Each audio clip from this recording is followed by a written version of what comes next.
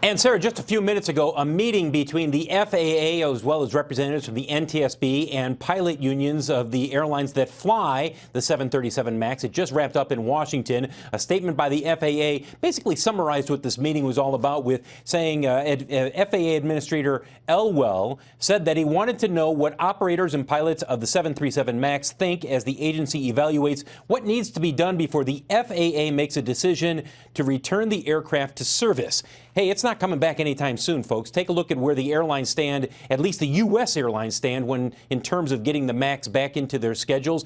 The soonest would be United on May 31st, but don't be surprised if United and American join Southwest in pushing that out. I just talked with some folks who are familiar with what was discussed at this meeting, and essentially it comes down to this. The FAA has a pretty good sense of what the software fix will be that Boeing proposes for the 737 MAX. What they're waiting on, the bigger part of what they're waiting on from Boeing, guys, is how Boeing believes pilots' training should be improved or enhanced when it comes to the 737 MAX. So that is the latest when you're looking at this airplane and when we might see it coming back into service here, at least in the United States.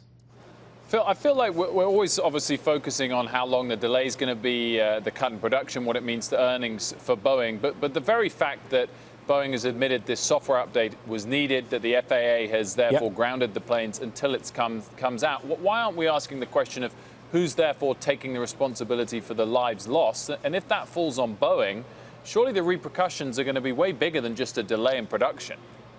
Oh, they're huge for Boeing. I mean, look.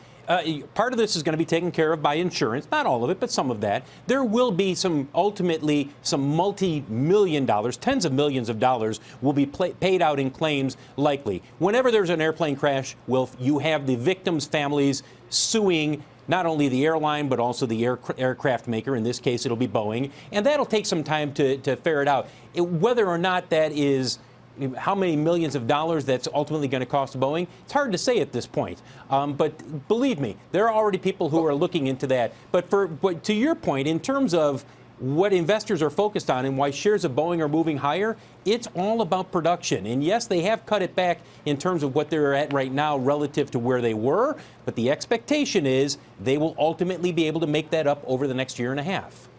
But there's still no indication that any heads should roll or management changes or individuals needing to take responsibility. Well, not specifically named. No, we're not at that point yet. But look, whenever there's a tragedy like this involving a company, ultimately there's going to be some people moving around in certain roles. And that likely is going to be the case at Boeing Commercial Airplanes. But we haven't seen it to the point where they say, hey, look, this guy right here, get rid of him. That hasn't been named yet.